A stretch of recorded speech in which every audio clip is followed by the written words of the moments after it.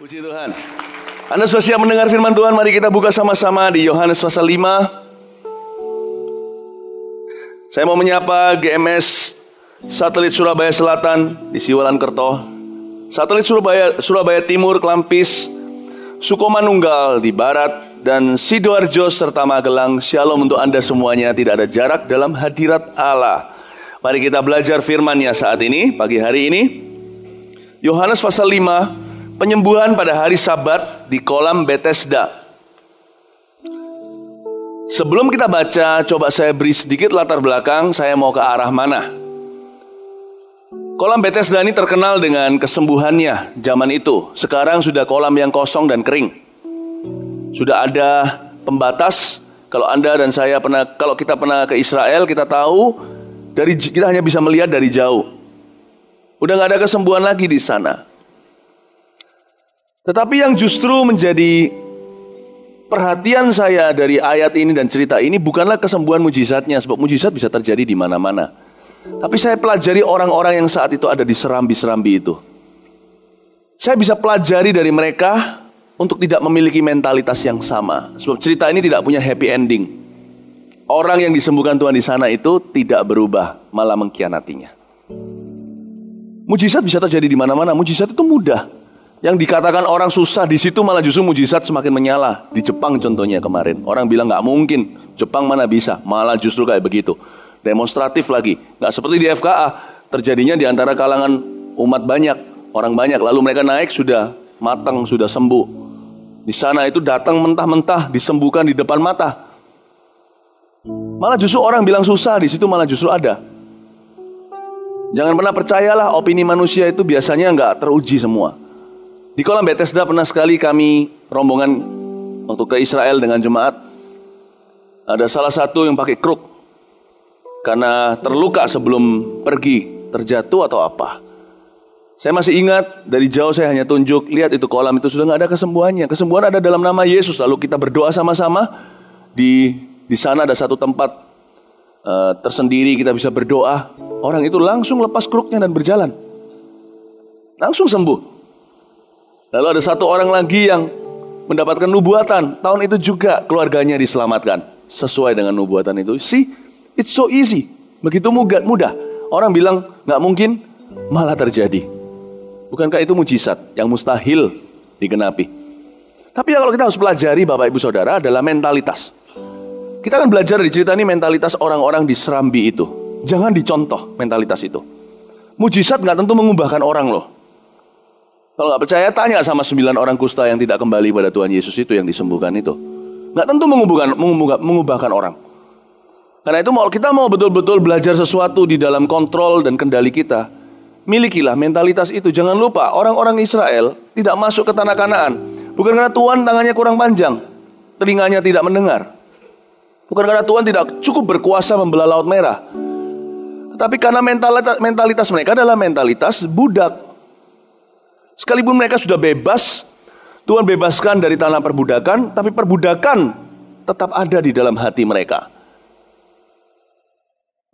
Dibutuhkan hanya 40 hari sekian untuk mereka keluar dari Israel, tapi 40 tahun pun keluar dari Mesir. 40 tahun pun Mesir gak pernah keluar dari hati mereka. Mentalitas. Kalau kita punya mentalitas seperti ini, Tuhan tidak bisa lipat gandakan apapun yang kita kerjakan kalau kita nggak dewasa. Mari kita pelajari sekarang ayat pertama. Sesudah itu ada hari raya orang Yahudi, dan Yesus berangkat ke Yerusalem. Di Yerusalem dekat pintu gerbang domba ada sebuah kolam yang dalam bahasa Ibrani disebut Bethesda. Ada 5 serambinya. Perhatikan ayat 2, saya jelaskan. Di Yerusalem loh ini semua terjadi. Hanya karena Anda berada di gereja, di pusat kegerakan Allah, tidak tentu mentalitas Anda sudah berubah. Karena itu Roma 12 mengatakan, perubahan akal budi harus disengaja. Namanya pembaharuan. Mentalitas itu keputusan.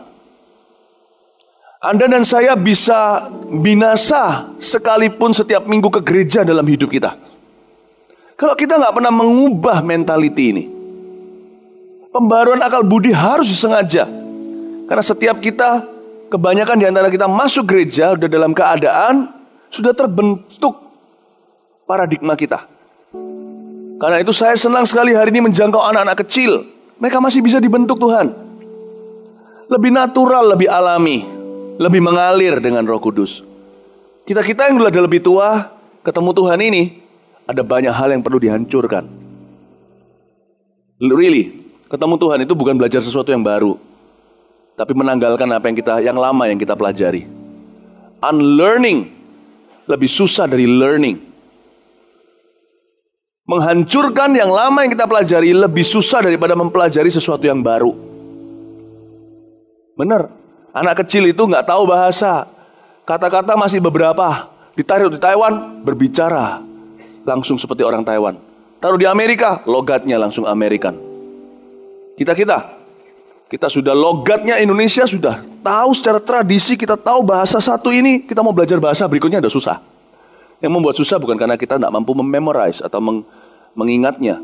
Yang membuat susah adalah apa yang kita pelajari sudah totok sekali, itu susah untuk kita tanggalkan.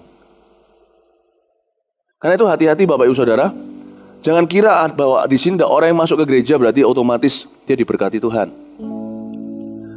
Jangan kira kalau di sini ada orang yang sudah masuk ke gereja sekian lama, otomatis dia sudah berjalan dalam kehendak rencana Allah.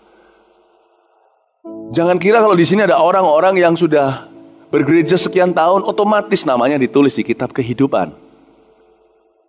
Pembuktinya saya sering mendengar, bukan sering, kadang-kadang saya mendengar nih, bagaimana ada orang yang punya selingkuhan dan selingkuhannya ajak dia ke gereja. Untungnya waktu saya dengar lebih lanjut lagi, ternyata bukan ke gereja Mawar Sharon, puji Tuhan. Tapi kalau di gereja sana ada, di gereja sini pasti ada yang kayak gitu. Pasti ada, di sini pasti ada. Saya jalan keluar, mau menuju ke rumah saya kan jauh sekali dari gereja ya kan. Berapa langkah saja. Waktu saya mau jalan, kelihatan ada kepulan-kepulan asap. Dan saya lihat dari jauh, salah satu jemaat merokok. Kelihatan saya dimatiin, tapi saya juga pura-pura gak mau lihat. Saya gak mau jadi polisi kok. Saya gak mau Anda pura-pura di depan saya. Anda harusnya takut akan Tuhan, bukan pendeta. Nah saya jalan aja gak lihat, kali itu saya gak sapa, supaya jangan sampai dia malu ya kan. Udah, tapi masuk, ada pertemuan.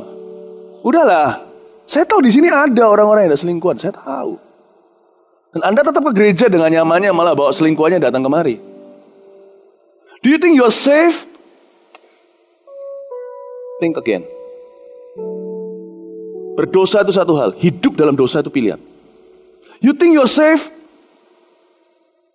Apakah dengan kita memberi perpuluhan, Tuhan bisa disogok dan disuap? Tuhan bukan bupati. Tuhan bukan pemerintahan. You think you're safe? I'm sorry. Mungkin loh ya, Anda akan go straight to hell from Mawar Sharon. Mentalitas diubah. Tuhan udah mati. Sekarang keputusan kita.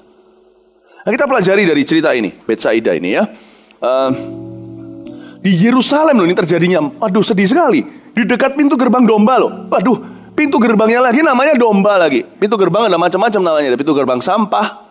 Kalau yang gini-gini terjadi di pintu gerbang sampah nggak apa-apa. Ini pintu gerbang domba. Ini gereja, lambangnya gereja. Domba itu lambang jemaat. Ini adalah notabene jemaat Kristus. Kok bisa punya mentalitas begitu? Bapak Ibu, tidak ada garansi. Di dalam kerajaan sorga hanya ada pertobatan, tidak ada lokasi. Anda tidak bisa berkata, aku dekat dengan pendeta ini. Apalagi kalau pendeta bisa dibeli. Tidak sedikit cerita, contohnya di cerita hakim-hakim. Cerita di beberapa cerita lah. Orang kaya yang membeli pendeta. Banyak dari perjanjian lama itu, nggak usah dari dulu. Zaman dulu namanya Lewi. Zaman sekarang namanya PDP, PDM, PDT. Ada banyak. Mereka set up, membuat agama mereka sendiri. Saingannya Yerusalem, membuat mesbah di sana, menyewa seorang Lewi, suruh nyanyi, suruh khotbah. Banyak. Aduh. Bayangin Bapak Ibu. Saya sedih melihat waktu hari-hari ini merenungkan adanya kekotoran di dalam tubuh Kristus. Tapi saya tanya sama Tuhan, kenapa kau izinkan lalang dan gandum jangan dicabut sekarang, kata Tuhan. Nanti malaikat akan memisahkan di akhir zaman. Satu untuk api, yang satu untuk kemuliaan. Saya sedih melihat begitu. Sambil juga berjaga-jaga hati dan waspada bagi diri sendiri. Ini semua terjadi di Yerusalem, di gerbang domba. Semua terjadinya ini. Oke, mari sekarang kita lihat ayat 3. Dan di serambi-serambi itu berbaring sejumlah besar orang sakit, orang-orang buta, orang-orang timpang, orang-orang lumpuh yang menantikan goncangan air kolam itu. Perhatikan ayat 3. Di serambi itu berbaring orang-orang sakit. Mereka berbaring sama-sama. Pertanyaan saya adalah, orang buta ketika ketemu orang lumpuh, ketika ketemu orang tuli, orang timpang, mereka bicara apa ya? Sama orang tuli bicara mungkin nggak dianggap, ya kan? Sama orang buta segala gerak-gerik dia pasti akan dengar. Orang timpang, mereka kan siang malam, pagi petang, mungkin malamnya dijemput keluarganya pulang. Mereka selalu kumpul di serambi-serambi itu. Kira-kira ngapain? Mereka menunggu mujizat, betul. Tapi mujizat terjadi hanya sekali-kali. Celakanya kan begini. Sementara mereka nunggu di serambi, ini zamannya Yesus sedang keliaran di jalan-jalan. Kok nggak cari Yesus? Kok semuanya gabung di serambi ini? Kalau kita jadi mereka dengan cerita ini kan harusnya kita seperti orang buta yang meminta-minta dan berseru, anak Daud, cari dong Tuhan Yesus lagi jalan di mana, cari informasi. Kalau nggak timpang lebih gampang, minta tolong orang taruh kita di sana, di mana Yesus lewat kita bisa berkata, anak Daud sembuhkan aku. Mereka menunggu kolam, bukan mencari Tuhan. Oke. Jadi dari sini saya tahu mereka kumpul bukan sekedar menunggu mujizat. Saya tahu ada alasan lain mereka kumpul. Mau tahu apa? Orang sakit hati contohnya, selalu suka kumpul sama orang sakit hati. Orang yang merasa malang selalu ingin kumpul dengan orang-orang yang merasa malang. Bukan berarti orang dari Malang. Selalu begitu. Pernahkah Anda melihat itu? Gosip tidak seru kalau tidak sama-sama suka. Orang G di San Francisco contohnya, ada satu tempat di sini nggak berani terbuka belak-belakan. Kalau di luar negeri mungkin lebih berani ya. Puji Tuhan tuh negara kita lebih konservatif. Anak-anak kita jauh lebih aman. Di luar negeri contohnya tempat G itu satu jalan semuanya itu G-pub. Bayangin, bahaya orang-orang yang ganteng-ganteng jalan ke sana, diketipin semua. Itu mengerikan. Tapi kenapa mereka suka kumpul? Lihat, kalau Anda pergi ke sebuah kafe tertentu, kafe mana yang lagi happening, yang lagi betul-betul ngetrend sekarang di Surabaya, Anda lihat satu tipe orang. Bahkan ada segregasi yang namanya ras. Yang di situ banyak orang-orang Tionghoa pergi, di situ banyak orang-orang Jawa. Pujilah nama Tuhan, di gereja kita campur semuanya. Kasih tepuk tangan untuk Tuhan Yesus. Tidak ada Yunani, tidak ada Yahudi. Di sini kita keluarga. Nah, di sini kita harus perhatikan yang satu mentalitas yang harus kita hindari adalah mentalitas negatif. Justru kalau hidup Anda merasakan negatif, jangan kumpul sama orang negatif. Kumpul sama orang positif. Negatif ketemu negatif. Ya kalau matematika jadi positif, kalau fakta tambah negatif. Kalau dalam kehidupan, jangan kumpul sama orang negatif. Kalau Anda sakit hati, jangan kumpul sama orang sakit hati. Kalau Anda nggak suka sama gereja contohnya, kumpul dengan orang-orang yang diberkati oleh gereja. Anda akan dengarkan balance atau keseimbangan dalam cara pandang Anda. Jangan semakin terjerumus di sana. Amin Bapak Ibu Saudara. Mentalitas negatif, pokoknya hati-hati deh. Dengan segala sesuatu yang negatif itu hati-hati sekali. Karena Tuhan tidak bisa memberkati negative thinking. Jangan pernah suruh Tuhan bayar sesuatu yang Tuhan tidak order. Di dalam sebuah restoran saya order nasi goreng dikasih mie, saya order mie dikasih nasi. Masa saya mau bayar, apalagi minta tips. Jangan suruh Tuhan berkati apa yang Tuhan tidak suruh. Pikiran negatif bukan kehendaknya. Kalau pikiran positif aja nggak bisa, mana bisa pikiran iman. Jauhi orang-orang yang seperti itu. Jangan dengar gosip-gosip mereka. Itu membuat Anda semakin terjerumus. Hari-hari ini salah satu bahan pembicaraan yang paling trendy dan ngetop adalah bicaraan pendeta. Apalagi kita tinggal di kota Surabaya yang terjadi beberapa kasus-kasus terakhir. Jangan dengar. Nggak ada urusannya dengan Anda. Kasihan malahan. Pernahkah coba kalau Anda baik, saya kasih Anda beberapa logikanya. Ini bukan tentang kami. Kalau tentang kami namanya bela diri. Ini malah tentang gereja lain. Tapi kita harus mengcover, dalam gereja tidak ada persaingan. Tapi saya mengajarkan gini untuk melindungi jemaat. Jangan sampai jemaat ikut-ikut kena kutuk. Do not stand. Jangan berdiri in the line of fire. Ketika ada sesuatu perdebatan terjadi, jangan berdiri di tengah-tengah peluru sedang berdesing kanan kiri. Hindari dari sana. Orang yang berkenan pada Allah dihindarkan dari perdebatan rakyat. Itu firman Tuhan berkata begitu. Jangan dekat-dekat. Jangan kena kutuk nanti. Contohnya, orang-orang bicarakan tentang pendeta tertentu. Saya kasih logikanya coba, cara berpikir. Pengusaha jatuh gak pernah dibicarakan. Pendeta satu aja dianggap semua pendeta sama saja, sami mawon. Dianggap semua gereja sama saja. Karena orang itu suka bullying, tahu gak bullying? Dengan profesi tertentu, apalagi berlabel Kristen atau minoritas demikian, orang suka bullying. Mereka gak pernah lihat Allah di baliknya. Hati-hati. Sekalipun Saul jatuh, Daud jangan tancap pisau ke dadanya. Jangan, biar Tuhan yang hukum. Anda jangan ikut-ikut. Anda lanjutkan hidup Anda, yang urusan Anda. Jangan berpikir lebih tinggi daripada yang patut kau pikirkan menurut takaran imanmu.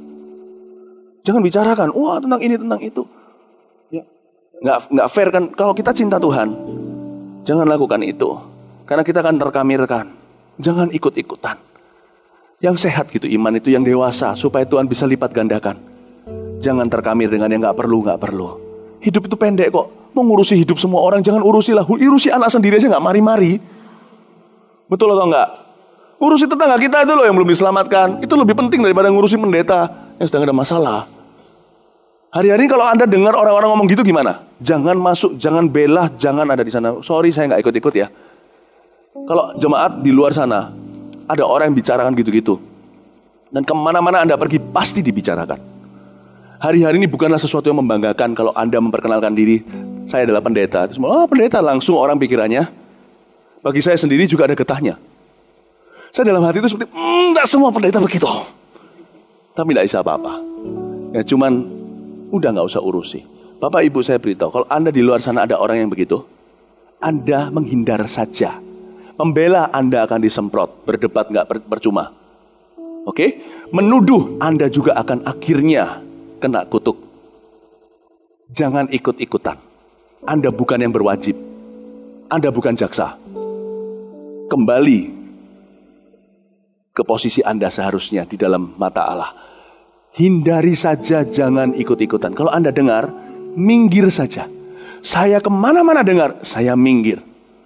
Yang pernah saya ceritakan kemarin dulu waktu saya khotbah di sini, saya bahkan di WC umum pun dengar orang membicarakan pendeta, membicarakan ini. Saya jadi merah sininya, saya lihat bukan jemaat, saya minggir aja, saya keluar. Udahlah, menghindar saja. Anda tidak usah membela, nggak usah ikut-ikutan. Kembali ke laptopmu, kembali ke kehidupanmu. Amin Bapak Ibu. Negatif, kalau Anda dan saya negatif tentang sesuatu, bergaulah dengan yang positif. Anda kena kanker, bergaulah dengan orang-orang yang berjuang, bukan yang pesimis dalam hal itu. Kumpullah bersama-sama. Tahun depan kami mengharapkan bisa mengadakan satu hari namanya Cancer Free Day pada saat Hari Kanker Sedunia. Kami akan datangkan nanti tahun depan. Kami akan datangkan orang-orang yang akan bicara tentang itu, kedokteran dan sebagainya. Satu harian, nanti ada booth-nya segalanya. Kami rindu sekali menjadi Cancer Free Church. Orang yang kena kanker di gereja, kadang-kadang terima mujizat, kadang-kadang sebuah perjuangan panjang. Kami ingin mereka bergaul dengan orang-orang yang positif. Kami ingin, bukan berarti mereka dikampulin semua jadi CG-nya kanker khusus. Itu jauh lebih parah. Kalau ada satu yang mati, semuanya akan turun imannya. Karena itu tetap akan jadi dalam satu gereja, tapi kami ingin memfasilitasi agar mereka diberikan arus positif di dalamnya. Terutama juga keluarganya yang ikut-ikutan dak-dikduk dengan keadaan orang yang dicintainya terkena kanker stadium 3. Bapak Ibu Saudara, we do everything agar yang negatif tidak berdiri sendiri tanpa konfrontasi. Kita berikan yang positif di dalamnya. Bapak Ibu Saudara, kalau mau mengalami terobosan dalam hidup ini, bergaulah dengan orang-orang yang positif. Baik itu pernikahan, bergaulah dengan orang positif. Anak-anak muda, bergaulah dengan orang-orang yang mengerti apa itu keluarga.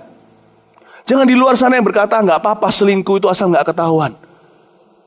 Jangan bergaul dengan mereka. Pergaulan buruk merusak kebiasaan yang baik. Itulah sebabnya kita ada profesional muda. Usia-usia banyak selingkuh itu dan di area itu. Ketika orang idealisme baru membangun keluarga, mereka melihat dunia mulai mencicip sukses sedikit. Mereka merasa asal istriku aku cintai, keluarga aku hidupi. Selingkuh kan gak apa-apa. Selingkuh kan cuma body. Kan hanya badan saja. Nah ini kita ubah. Kita kasih arus yang positif. Ada juga nanti yang klub yang sepedaan. Ada yang klub yang apa di profesional muda kita. Mereka bisa bergaul dengan orang-orang yang punya pikiran yang benar tentang berkeluarga. Bapak Ibu Saudara, hari-hari ini pilih-pilihlah teman. Bukan karena memilih dari taraf kekayaan. Aku hanya mau dengan orang kaya saja. Bukan. Tapi dari takaran mentalitas. Bukan materi. Amin Bapak Ibu. Pilihlah teman. Jangan sembarang mendengarkan input mempengaruhi output. Bergaulah dengan orang-orang yang positif. Terutama jikalau Anda tahu Anda negatif dalam area tertentu. Bergaulah dengan yang paling positif di situ. Bacalah buku yang positif. Amin Bapak Ibu. Puji Tuhan ya. Kalau Anda adalah orang yang selalu ingin bunuh diri, kesepian, selalu merasa tidak ada yang mencintai, selalu merasakan hancur, putus cinta apalagi. Aku sedih duduk sendiri, ambil tali, mau gosok gigi. Nggak tahu kira-kira gitu. Mau bunuh diri. Jangan nonton sinetron yang nangis-nangisan. Jangan. Anda bergaulah dengan FLC. Pergilah ke panti jompo itu, lihatlah orang-orang. Pergilah kepada ke rumah sakit, doain orang-orang. Lihatlah orang-orang yang lebih negatif, lebih parah dari Anda. Layani mereka. Anda mau nonton sesuatu? Jangan tonton yang sinetron-sinetron gitu. Tonton Before 30 saja. Shalom pemirsa.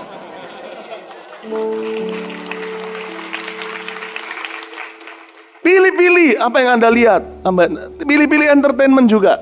Jangan sembarangan. Amin. Selalu di sini ada yang suka jatuh dalam pornografi. Jangan tonton film-film yang nyerempet. Ya. Cari aja sesuatu yang aman, yang baik, yang ditonton. Mari kita lanjutkan. Ayat yang keempat. Sebab sewaktu-waktu turunlah malaikat Tuhan ke kolam itu dan menggoncangkan air itu. Barang siapa yang terdahulu masuk ke dalamnya sesudah goncangan air itu menjadi sembuh, apapun juga penyakitnya. Di situ, ayat 4 berhenti. Yang kedua adalah mentalitas menunggu. Mereka itu hanya menunggu, hidup mereka itu gambling melulu. Sewaktu-waktu kalau turun malaikat ke kolam, kami akan sembuh. Bapak Ibu, hari-hari ini adalah hari-hari kita harus rajin, tidak boleh malas. Malas dalam nama mujizat tetap adalah malas. Jangan hanya melipat tangan berdoa dan menunggu mujizat terjadi. Berusahalah. Sekalipun kalau mujizat terjadi, ingatlah itu bukan karena usaha Anda. Karena Allah mengindahkan usaha Anda. Dia memberi Anda karunia. Jangan izinkan kata pengkhotbah tangan Anda istirahat. Apa yang bisa kena Anda lakukan, lakukanlah. Bapak Anda tidak tahu kapan Anda akan berhasil yang ini atau yang itu. Lemparkanlah roti itu ke tengah-tengah lautan. 7 tahun kemudian Anda mengembalikannya dengan bunga-bunganya. Anda akan memperolehnya kembali. Anda tidak akan tahu. Rajinlah. Jangan pernah izinkan tanganmu untuk lengah. Bapak Ibu Saudara, hari-hari ini jangan kita hanya melipat tangan menunggu. Berusahalah. Anda mau pernikahan yang bahagia. Jangan hanya berdoa, minta tumpang tangan di gereja. Tiba-tiba semuanya berubah. Kalau pengakuan Anda selama ini tidak berubah antara suami dan istri, kata cerai selalu muncul melulu. Kalau setiap kali sang suami selalu hanya mengkritik sang istri dan perawakannya, pakaiannya, hanya selalu berkata, kamu kok gendut, terus-terusan begitu, mana bisa istri bahagia? Istri kalau selalu, setiap kali tidak pernah mendukung suami, selalu marahi, selalu. Bapak Ibu, ada usaha-usaha yang harus Anda lakukan. Seperti kata Kidung Agung Kitab Cinta, tangkaplah rubah-rubah kecil itu. Anda bisa mulai dengan usaha kecil sederhana. Perhatikan hal-hal tertentu yang menjadi biang, menjadi penyebab pertengkaran dan perpecahan di antara Anda berdua. Anda bisa tangkap satu-satu. Buat disiplin yang baru. Harus ada usaha. Jangan hanya sekedar seperti orang Serambi ini. Sewaktu-waktu turun malaikat Tuhan, mereka menunggu. Nunggu siang dan malam. Don't wait. Reset. Lakukan risetmu, PR-mu. Cari tahu Yesus ada di mana. Dia sedang bekerja apa. Terlibatlah. Lakukan sesuatu. Amin Bapak Ibu Saudara. Amin. Jadi jangan punya mentalitas menunggu saja. Menunggu bola itu, bola datang sekali-kali. Kejarlah bola itu. Anda akan menemukan Tuhan Yesus. Amin Bapak Ibu. Jangan punya mentalitas seperti itu. Menunggu saja. Nah, suatu hari pada waktu kami membuat buku kami yang pertama yang untuk diterjemahkan ke bahasa asing, saya menunggu-nunggu nih. Menunggu-nunggu. Bapak Ibu, waktu saya masih ingat buku Before 30 ya, diterjemahkan dalam bahasa Inggris, saya edit. Waktu itu pakai satu orang Barat, tapi orang Australia, Inggrisnya pas-pasan, bukan seorang penulis soalnya, ditulis selesai. Lalu kami secara aktif kirimkan proposal kepada publishing house, percetakan-percetakan di luar negeri. Ngapain buat buku Inggris kalau diterbitkan di Indonesia? Kalau mau buat buku Inggris ya terbitkan di Australia, di Amerika, di Kanada, di Inggris. Kami kirim, ditolak semua. Tuhan udah bicara sama saya, bukumu harus diterjemahkan dalam bahasa Inggris. Karena kebangunan rohani harus pindah dari Asia ke luar negeri. Dan ini bisa lewat literatur. Oke ya Tuhan, khususnya anak-anak muda.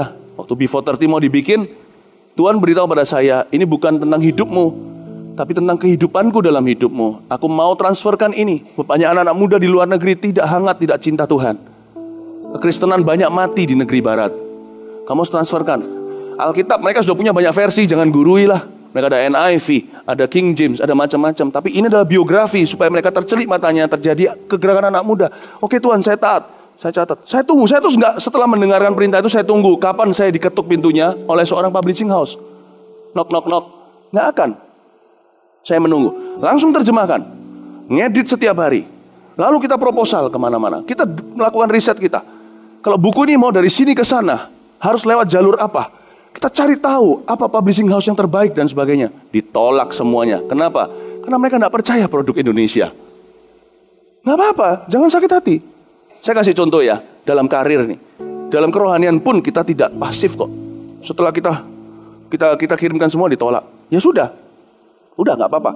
Kita coba lagi, ditolak. Dan yang menolak yang mana itu saya tahu. Suatu hari, ada satu orang Amerika datang kemari, namanya Darren Wilson. Filmnya sekarang sudah merajalela di dunia barat. Furious Love. Film, apalagi itu, Furious Love, Finger of God, sekarang The Holy Spirit atau apa. Itu sudah ada merajalela di mana-mana. Dia datang kemari, kami jadi klik, dekat sekali, seperti saudara.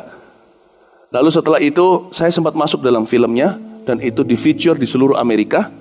Lalu dia diundang untuk bisa di sebuah acara Sid Roth namanya, dan waktu diundang dalam interview itu dia ditanya, Anda terkesan dengan kegerakan Allah di mana? Dia bilang Indonesia. Lalu dia sebut nama saya. Waktu dia sebut nama saya itu karena ini adalah Sid Roth adalah sebuah interview seperti CNN di dunianya TBN.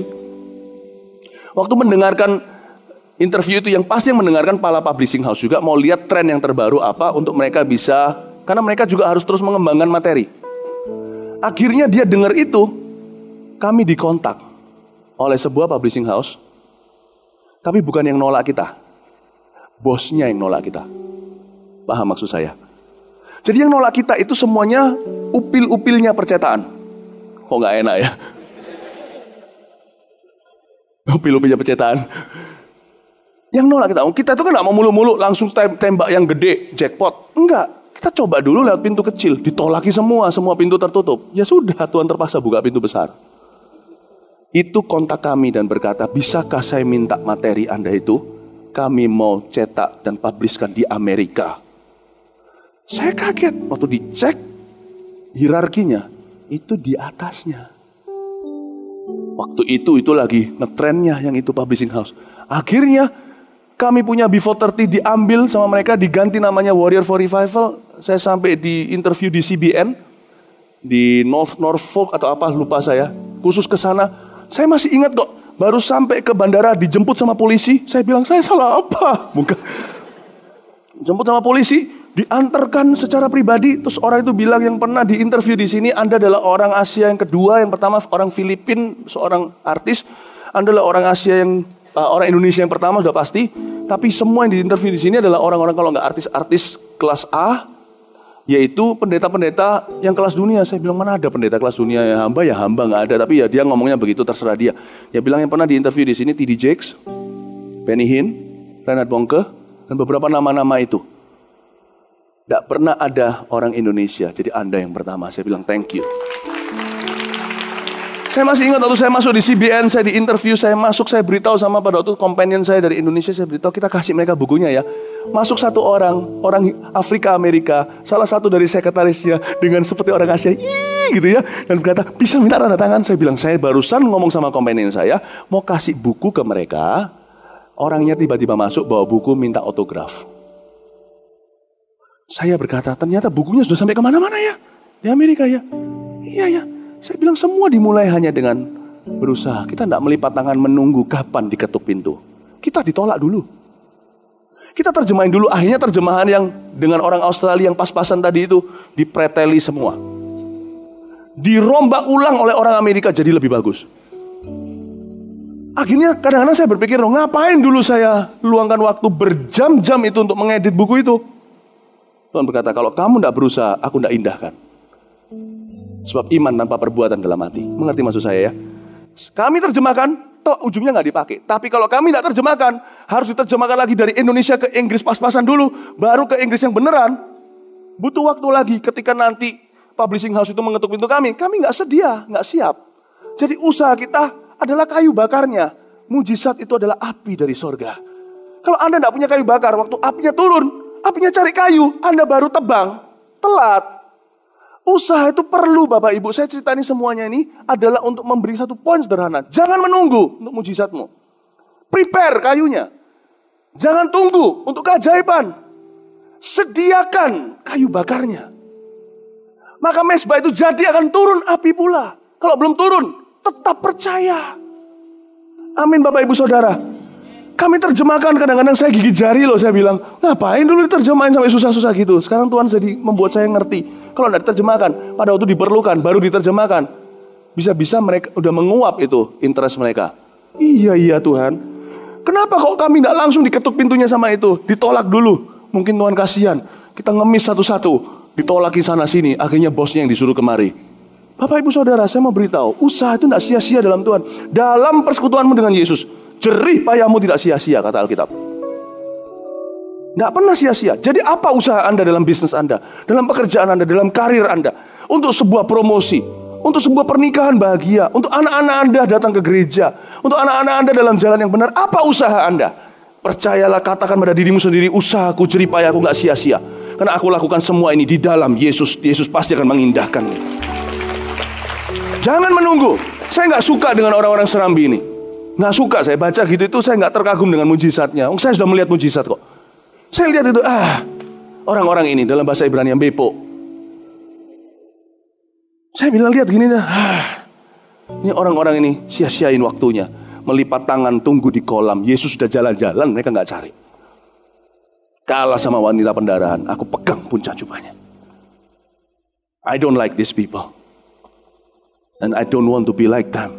Saya tidak mau menjadi seperti mereka. Anak muda tidak boleh melempem. Yang di sini yang muda-muda. Anda harus berusaha. Papa mama sekolahkan kok masih minta modal. Papa mama sudah sekolahkan. Apalagi tinggi-tinggi udah bisa universitas. Enggak semua orang bisa di Indonesia. Udah gak usah minta modal. Pak minta modal lagi. Banting tulang sana jadi kuli di luar sana. Meracang jadi kuli. Gak apa-apa. Do from scratch. Do from scratch. Saya gak ngomong ini dengan teori.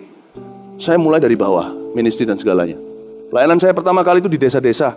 Pak Yohanes tahu, kita ke desa Kerasak itu dulu, ingat gak? Saya yang setir, kita sewa mobil pertama kali, semua mereka imannya melambung tinggi waktu saya setir. Saya hampir nabrak sapi.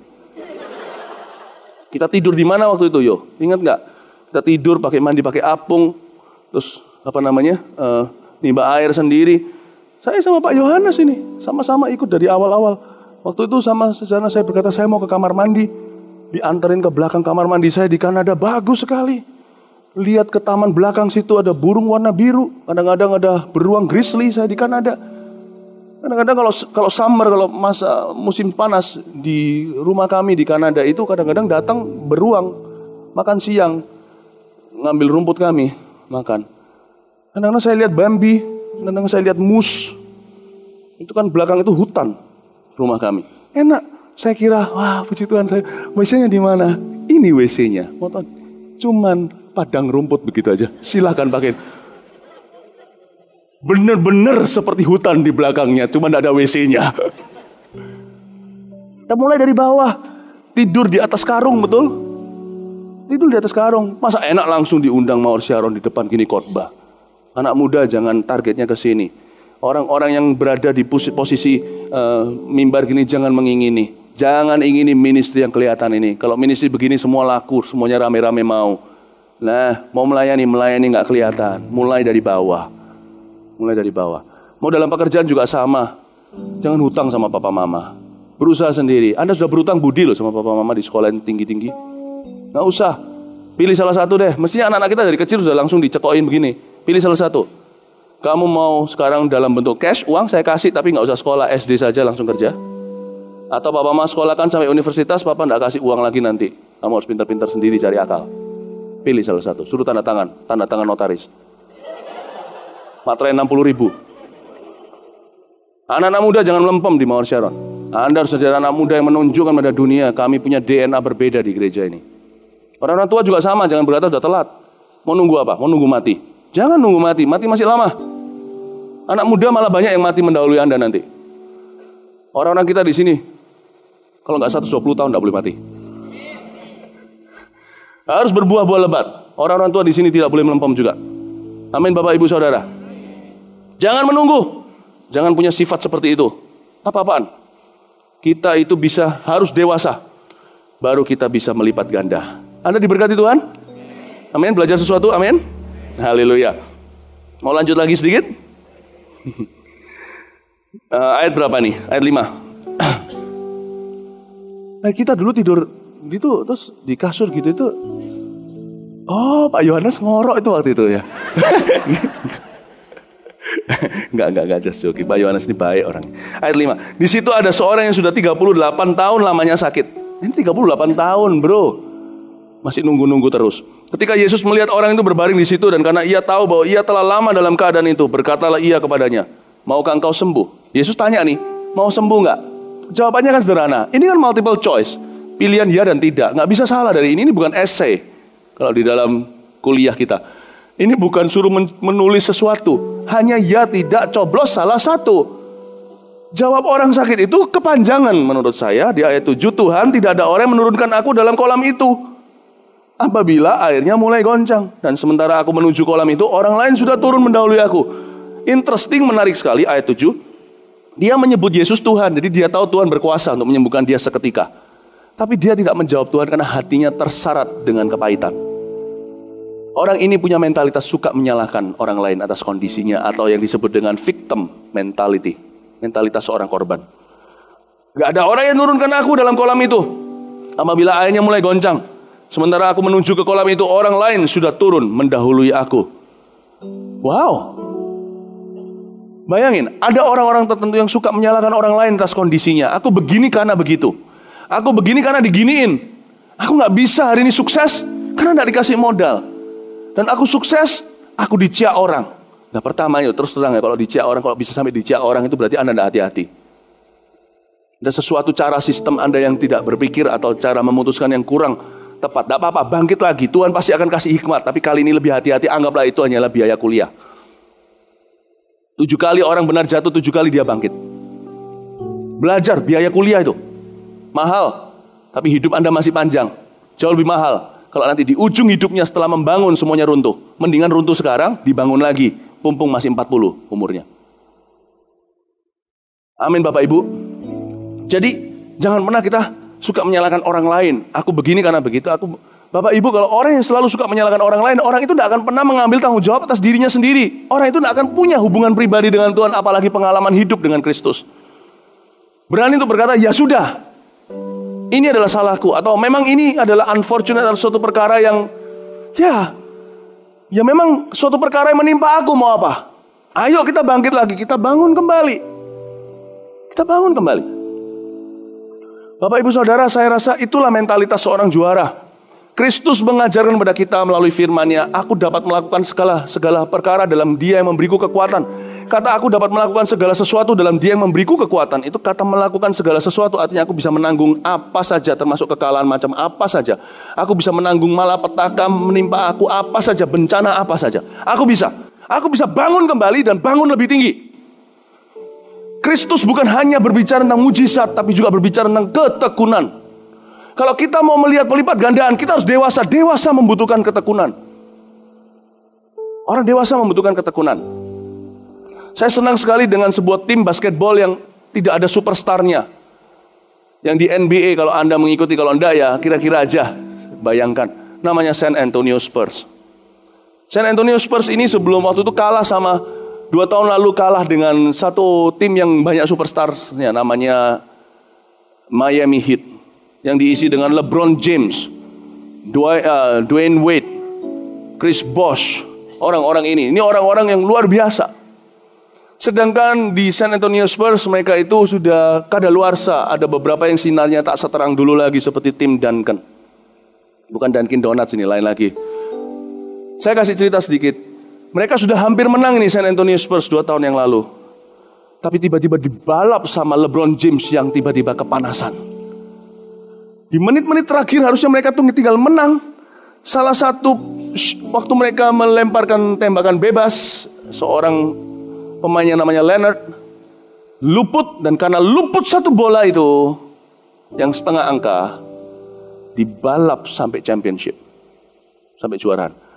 Tidak pernah bayangkan mereka bisa turun, kepalanya menunduk ke bawah gini, masuk ke ruang ganti. Saya juga bisa bayangkan. Saya ngerti sebagai seorang pengkhotbah ketika saya berdiri di sebuah stage, sebuah panggung yang bisa mempengaruhi bangsa-bangsa, lalu tiba-tiba saya blank, gak tahu mau ngomong apa. Itu pukulannya bagi seorang pengkhotbah, aduh eman ya, sayang tadi itu kesempatan mengubah dunia, aku lewatkan begitu saja. Tapi orang yang tidak suka menyalahkan orang lain maupun diri sendiri akan cepat bangkit. Dia jadikan itu sebuah pelajaran, dia akan evaluasi. Dia tidak akan menunggui kekalahannya. Dia pasti akan bangkit kembali. San Antonio Spurs latihan 1 tahun. Video kekalahan mereka itu ditonton oleh mereka satu tim maupun secara pribadi berjam-jam, berpuluh-puluh jam, ditonton lagi. Itu seperti seolah-olah sudah kalah, dicekoi kekalahan, dilihatin sampai muak. Tahun depannya mereka merebut juara itu. Mereka menghancurkan Miami Heat yang semuanya superstar. Dihancurkan, dipermalukan. Di kandang mereka maupun kandangnya melawan mereka. Dihancurin semua. Dan mereka latihan 1 tahun untuk balas kekalahan setengah bola tahun lalu. Itulah juara. Kalau hari ini mereka disebut sebagai salah satu tim yang paling membosankan. Tapi mereka punya cincin juara dunia.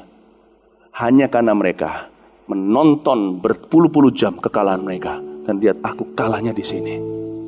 Ini luar biasa. Jangan suka menyalahkan orang lain, menyalahkan diri. Pakai energi yang sama untuk membangun sesuatu. Pakai energi yang sama untuk atur strategi. Ayo atur strategi. Pakai energi yang sama karena tidak ada yang jauh lebih menguras energi daripada stres. Frustrasi itu paling menguras sekali. Kita bisa pakai energi yang sama untuk mengatur strategi kita ke depan. Dan kita akan menang. Tahun 2015 adalah tahun kemenangan kita kalau kita memilih demikian. Amin Bapak Ibu Saudara. Kita kalah di mana di tahun ini? Kita perhatikan baik-baik. Jangan pernah nyalahkan. Jangan juga pernah nyalahkan orang lain atas kondisi Anda hari ini.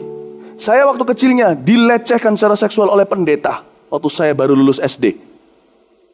Hari ini saya adalah pendeta. Tidak ada satu orang sini pun yang pernah saya lecehkan secara seksual. Saya tidak salahkan kondisi saya. Saya malah justru Tuhan pakai cerita hidup saya itu untuk memutarbalikkan jadi kemuliaan. Sehingga orang tahu hari ini saya jadi pendeta bukan karena coba-coba. Bapak Ibu Saudara, jangan pernah salahkan orang lain untuk kondisi Anda hari ini. Gunakan apapun di belakang sana sebagai kayu bangunan untuk Anda membangun sesuatu. Amin Bapak Ibu. Orang ini suka menyalahkan. Ketika dia sudah mau disembuhkan, dia berkata orang lain tidak bawa aku masuk ke dalam. Itulah kelemahan orang ini. Jangan pernah diulangi. Tuhan punya sesuatu yang lebih indah. Allah berkata di Roma pasal 8, Dia bekerja sama dalam segala sesuatu termasuk yang baik maupun yang buruk, untuk mendatangkan kebaikan bagi orang-orang yang mengasihi Dia, yang terpanggil sesuai rencana yang dipilih menjadi serupa dengan putranya Yesus Kristus. Tuhan akan bekerja sama dalam segala sesuatu yang Anda lalui untuk memberikan kepada Anda hari esok yang penuh dengan pengharapan. Beri tepuk tangan untuk Tuhan. Mari kita. Haleluya. Praise the Lord. Puji Tuhan. Anda diberkati Tuhan hari ini? Yes.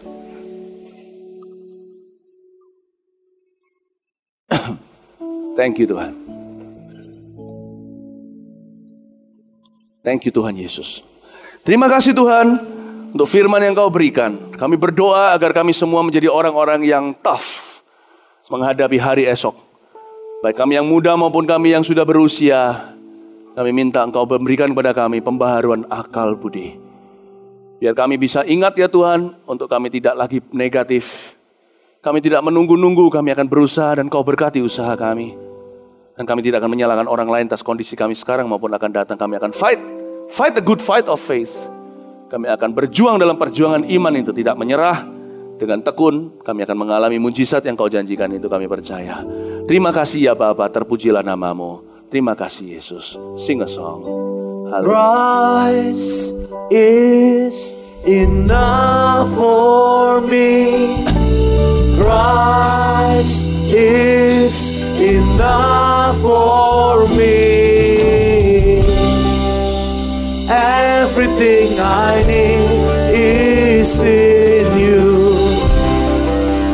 Everything I need. Christ is enough for me. Christ is enough for me. Everything I need is in you. Everything Christ is enough. Christ is enough for me. Oh, Christ is enough for me. Everything I need is in you.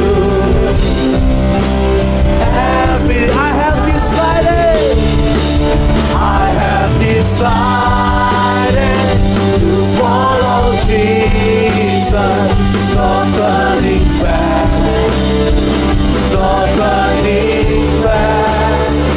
I have decided to follow Jesus, no turning back, no turning. I have decided follow Jesus, no turning back, no turning back, no turning back.